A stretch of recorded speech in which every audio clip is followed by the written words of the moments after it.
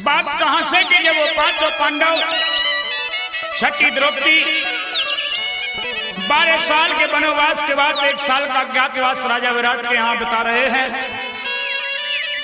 पांचाली दुखी हो जाती है और अर्जुन के पास जाती है कि महाराज ये कब तक हमें इस तरह से रहना पड़ेगा।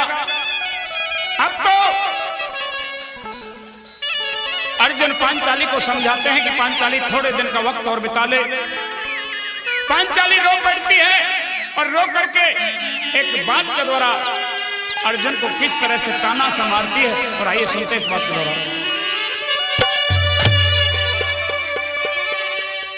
हो रे पांडव सुत की बात सुनी, हो रे रोई द्रौपदी की जाई,